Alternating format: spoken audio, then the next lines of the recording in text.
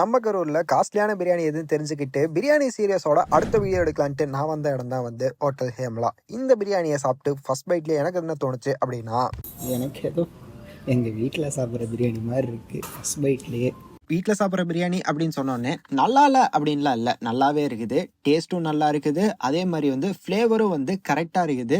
பிரியாணிக்கு சைடிஷாக வந்து முட்டை குழம்பு கொடுத்துருந்தாங்க. கப் நிறையவே வந்து ரைத்தாவும் ஆனியன் ரைத்தாவும் கொடுத்துருந்தாங்க.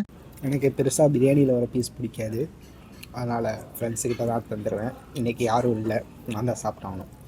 குழம்பு நல்லாயிருக்கு, பிரியாணியோட சேர்த்து சாப்பிட்றதுக்கு அருமையாக இருக்குது. பாஸ்மதியை விட பிரியாணி வந்து சீரக சம்பால தான் நல்லா இருக்கும். ரொம்ப ட்ரையாக இல்லாமல் கொஞ்சம் சொத சொத அப்படின்னு இருந்தால் வந்து இன்னும் பிரியாணி சூப்பராக இருக்கும். அப்படி ஒரு பிரியாணி தான் நாங்கள் சாப்பிட்டது. ஆம்பியன்ஸாகவும் வந்து சூப்பராக இருந்துச்சு. ஆனால் பர்மிஷன் இல்லை வீடியோ எடுக்கிறதுக்கு அப்படிங்கிறதுனால தான் என்ன மட்டுமே நான் காமிச்சிட்டு இருக்கிறேன்.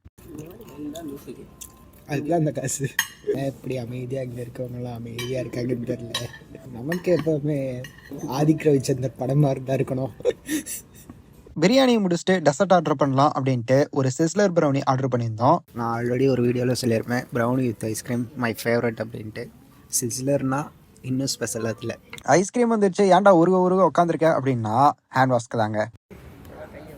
Hand wash but hand wash இதெல்லாம் நீங்கள் எக்ஸ்பீரியன்ஸ் பண்ணோம்னா இந்த மாதிரி ஒரு ஹோட்டல், ரிச்சான hotel hand wash pole.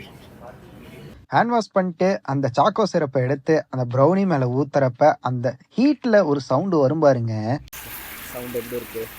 Brownie with ஐஸ்கிரீம்னா brownie with ஐஸ்கிரீமே தான் அப்படிங்கிற மாதிரி வந்து அப்படியே ஒரு டேஸ்ட்டு சூப்பராக இருந்துச்சு. உங்களுக்கும் ப்ரௌனி வித் ஐஸ்கிரீம் பிடிக்கும்னா without introduction we are friends. So இங்கே ஒரு பிரியாணியோட ரேட் எவ்வளோ அப்படின்னு பார்த்தோம்னா 290 வித்தவுட் ஜிஎஸ்டி. ஒரு பிரியாணி அண்ட் சிஸ்லர் ரெண்டுமே சேர்த்து 525 பில்லு வந்துச்சு. பே பண்ணிட்டு நாங்கள் அங்கேருந்து கிளம்பிட்டோம். ஸோ நீங்கள் இதுக்கு முன்னாடி இங்கே சாப்பிட்ருக்கீங்களா அப்படிங்கிறத கமெண்ட்ல சொல்லுங்கள். 290க்கு ஒர்த்தா அப்படின்னா வந்து 3 ஸ்டார் ஹோட்டலில் அப்படிதான் இருக்கும். கரூரில் நான் வேற எங்கே பிரியாணி ட்ரை பண்ணோம் அப்படின்னு நீங்கள் நினைக்கிறீங்க அப்படிங்கிறத கமெண்ட்ல சொல்லிட்டு மறக்காம ஃபாலோ பண்ணிக்கோங்க. அடுத்தடுத்த வீடியோஸ் வந்துகிட்டே இருக்கு.